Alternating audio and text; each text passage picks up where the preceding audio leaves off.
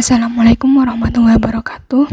Kami dari kelompok 2 yang beranggotakan Alfi Nurus Salma, Novelia Debi Sintia, Lifta Rafika, dan Nisa Aulia Syashabil akan mempresentasikan tentang asbabun nuzul. Baik, di sini kami akan membahas tentang pengertian asbabun nuzul, cara mengetahui asbabun nuzul, persoalan dalam asbabun nuzul, keutamaan lafaz dan kekhususan sabab dalam istinbat al-ahkam, dan yang terakhir faedah mengetahui asbabun nuzul. Pengertian asbabun nuzul. Cara etimologi atau bahasa, asbab berarti sebab dan nuzul berarti turun. Jadi, asbabun nuzul ini adalah sebab-sebab yang melatar belakangi terjadinya sesuatu. Ayat-ayat Al-Quran ada yang tanpa sebab dan ada yang didahului sebab saat turunnya. Ada menurut ulama yang mengatakan bahwa asbabun nuzul adalah hal khusus atau sesuatu terjadi serta hubungan dengan turunnya ayat Al-Quran yang berfungsi sebagai penjelas hukum pada saat peristiwa itu terjadi. Berikut pendapat menurut ulama Az-Zarqani. Jadi, secara keseluruhan ini dapat disimpulkan bahwa asbabun nuzul adalah kejadian atau peristiwa yang melatar belakangi turunnya ayat Al-Quran dalam rangka menjawab, menjelaskan, dan menyelesaikan masalah-masalah yang timbul dari kejadian tersebut. Cara mengetahui asbabun nuzul. Untuk mengetahui asbabun nuzul, para ulama berpedoman pada riwayat sahih yang bersumber dari Rasulullah Shallallahu Alaihi Wasallam atau para sahabat. Jadi tidak bisa diperoleh hanya melalui penalaran, tetapi harus berdasarkan pada riwayat yang sahih. Menurut Al-Wahidi, tidak dibolehkan seseorang berpendapat mengenai asbabun nuzul Al-Quran, melainkan harus berdasarkan riwayat atau mendengar langsung dari orang-orang yang menyaksikan turunnya ayat, mengetahui sebab-sebabnya, membahas tentang pengertiannya, dan bersungguh-sungguh dalam mencarinya. Redaksi dalam periwayatan asbabun nuzul dapat dikategorikan menjadi dua, yaitu sharih atau jelas dan muhtamilah atau kemungkinan. Ungkapan periwayat yang biasa kita dapati dalam riwayat yang sharih adalah sebab turunnya ayat ini adalah, atau menggunakan kata maka, seperti telah terjadi maka turunlah ayat. Rasulullah pernah ditanya tentang maka turunlah ayat. Menurut jumhur ulama tafsir, ungkapan yang ketiga di atas itu adalah merupakan pernyataan yang tegas dan dapat dipercaya.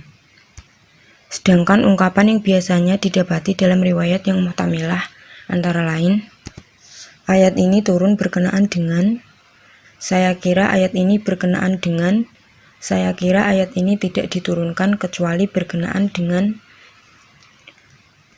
Mengenai riwayat asbabun nuzul yang menggunakan redaksi muhtamilah, Az-Zarqasi menuturkan dalam kitabnya Al-Burhan fi Ulum Al-Quran. Sebagaimana diketahui, telah terjadi kebiasaan para sahabat dan tabi'in. Jika seorang di antara mereka berkata, ayat ini diturunkan berkenaan dengan, maka yang dimaksud adalah ayat itu mencakup ketentuan hukum tentang ini atau itu, dan bukan bermaksud menguraikan sebab turunnya ayat. Persoalan-persoalan dalam asbabun nuzul. Yang pertama, banyaknya sebab sedangkan ayat yang turun satu. Jadi yang dimaksud dengan banyaknya sebab sedangkan ayat yang turun satu adalah banyak ayat yang turun, padahal sebabnya satu.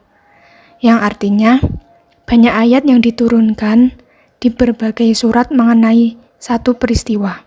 Contohnya seperti surat Al-Imran ayat 195, lalu surat An-Nisa ayat 32, dan surah Al-Ahzab ayat 33.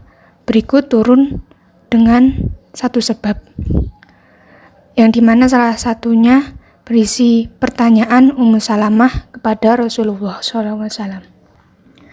Yang kedua, keterbilangan ayat dengan satu sebab. Berikut bermaksud keterbilangan ayat dengan satu sebab adalah di mana satu sebab menyebabkan beberapa turunnya ayat, seperti beberapa ayat yang menerangkan tentang cerita dan mempunyai sebab. Yang ketiga, beberapa ayat turun mengenai seseorang. Jadi yang dimaksud dengan beberapa ayat turun mengenai seseorang adalah ayat-ayat tersebut khusus menceritakan tentang seseorang, seperti surah Al-Lahab, di mana dalam surah Al-Lahab itu menceritakan tentang perlakuan Abu Lahab kepada Rasulullah. Keutamaan lafaz dan kekhususan sabab dalam istinbat al-ahkam. Bila sebuah ayat turun karena suatu sebab yang khusus sedangkan lafaznya umum, maka hukum yang terkandung dalam ayat tersebut mencakup sebabnya tersebut dan setiap hal yang dicakup oleh makna lafaznya, karena Al-Quran turun sebagai syariat umum yang menyentuh seluruh umat sehingga yang menjadi tolok ukur atau standar adalah keumuman lafaznya tersebut, bukan kekhususan sebabnya.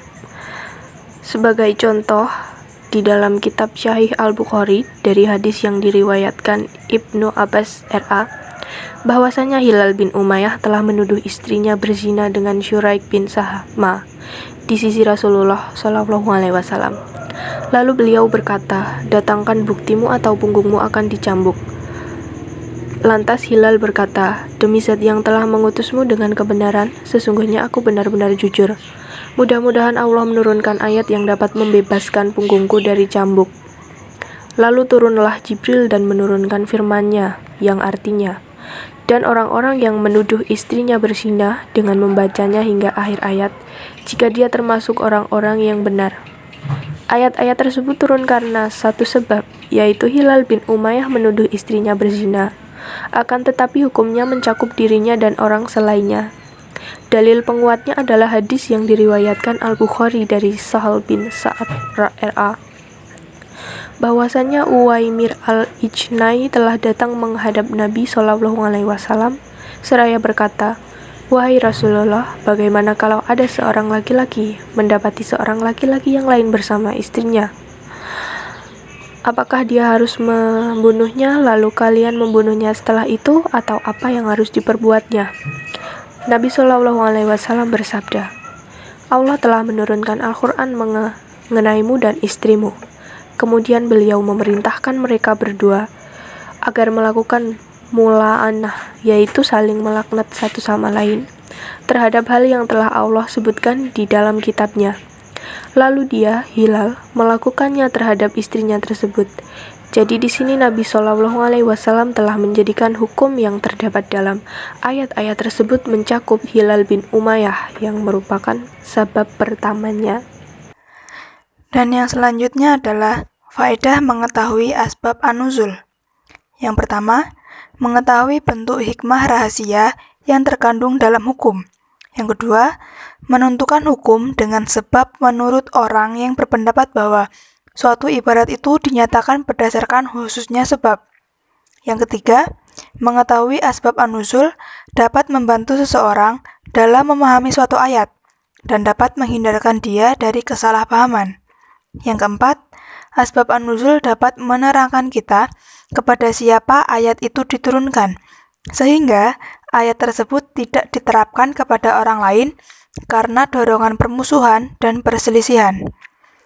Dan sebagai contoh manfaat mengetahui asbab an-nuzul pada zaman terdahulu yaitu ketika seorang imam mengalami kesulitan memahami makna dalam firman Allah Subhanahu wa taala yang terdapat dalam surat At-Talaq ayat 4 yang memiliki arti, "Dan perempuan-perempuan yang terhenti dari haid di antara perempuan-perempuanmu, jika kamu ragu-ragu tentang idahnya, maka idah mereka adalah 3 bulan.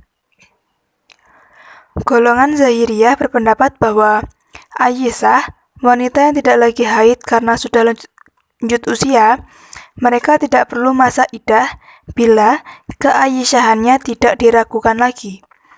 Kesalahpahaman mereka nampak berdasarkan asbabun nuzul, di mana ayat tersebut merupakan kitab atau ketentuan bagi orang yang tidak mengetahui bagaimana seharusnya dalam masa idah. Serta mereka ragu apakah mereka perlu idah atau tidak.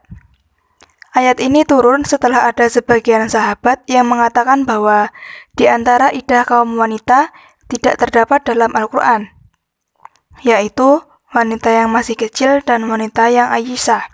Setelah itu, turunlah ayat yang menjelaskan ketentuan tentang mereka. Dan selanjutnya, yaitu faedah mengetahui sistematika Al-Quran.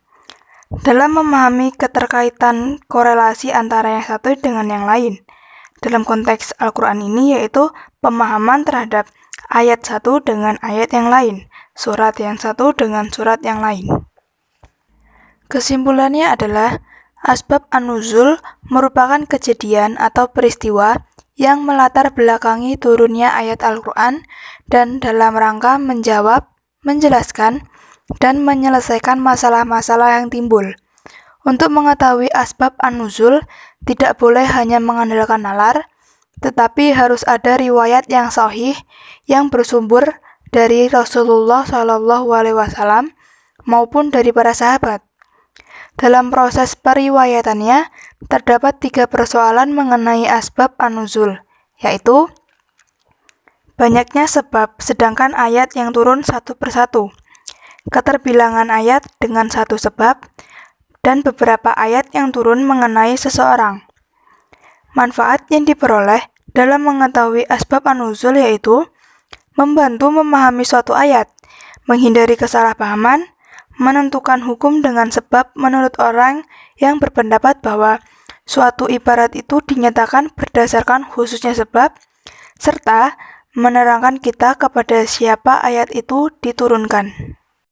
Sekian dari kelompok kami. Apabila ada kekeliruan atau kekurangan mohon dimaafkan, dan jika ada yang ingin bertanya dipersilahkan.